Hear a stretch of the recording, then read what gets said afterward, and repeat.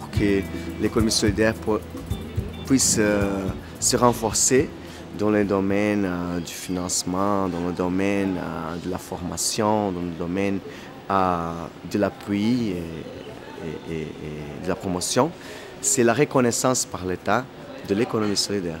Et là, on a fait tout un débat dans le Conseil national de l'économie solidaire, où la partie de société civile est dans sa plupart représentée par les forums brésiliens de l'économie solidaire, et la partie du gouvernement a plusieurs ministères et aussi des banques publiques là-dedans. On a débattu et on a construit pendant 2 ans une proposition de loi pour l'économie solidaire. L'idée de cette loi, c'est de créer une politique nationale, un système et aussi un fonds de financement pour l'économie solidaire. Politique nationale, c'est pour prévoir des budgets directionnés à des programmes et des actions gouvernementales pour la promotion de l'économie solidaire. Le système, c'est à cause de la façon comme le Brésil est organisé. C'est un pays fédéré où il y a un rapport entre les municipalités, les États, c'est comme les provinces au Canada, comme en tout, et le gouvernement fédéral. Alors, le système, c'est pour avoir un bon chemin entre les trois sphères et avoir la participation populaire dans les 3 sphères, la création des conseils de l'économie solidaire avec la participation de la société civile dans les 3 sphères. Alors ça, c'est le système.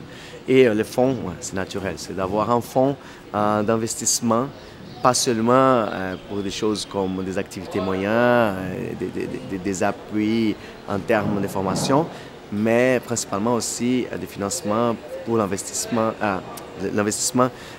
pour qu'on puisse acheter des équipements, des machines, pour qu'on puisse avoir un peu de capital, pour qu'on puisse déclencher une entreprise solidaire, etc. Bon, c'est un peu ça la loi et la raison d'être de cette loi.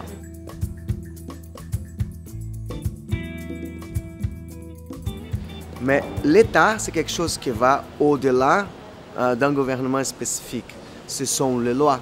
C'est tout un cadre juridique qui donne une reconnaissance qui est indépendant à ce gouvernement-ci ou ce gouvernement-là. Alors, nous avons un secrétariat national, mais avec pas de budget, avec pas de reconnaissance. Le budget est très petit, donc c'est presque symbolique, c'est très marginal dans le cadre du gouvernement actuel.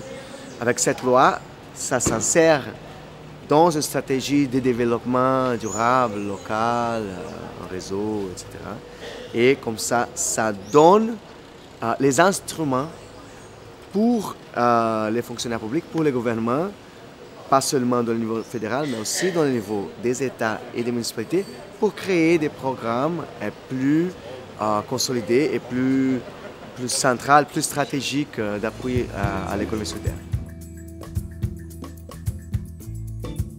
On est en train de faire une campagne pour essayer d'avoir, il y a un mécanisme, un outil institutionnel au Brésil où on peut mettre des lois dans la chambre législative par le peuple. Il faut avoir au moins 1%, la signature d'au moins 1% des électeurs brésiliens. Ça veut dire au Brésil 1 300 000 signatures. Et on est en train de faire cette campagne, on est en train de collecter des signatures, on a fait des petites vidéos, on fait toute une campagne en convergence avec d'autres mouvements sociaux, principalement le mouvement contre les agrotoxiques et l'agrobusiness et le mouvement pour la réforme politique du Brésil et le mouvement des femmes.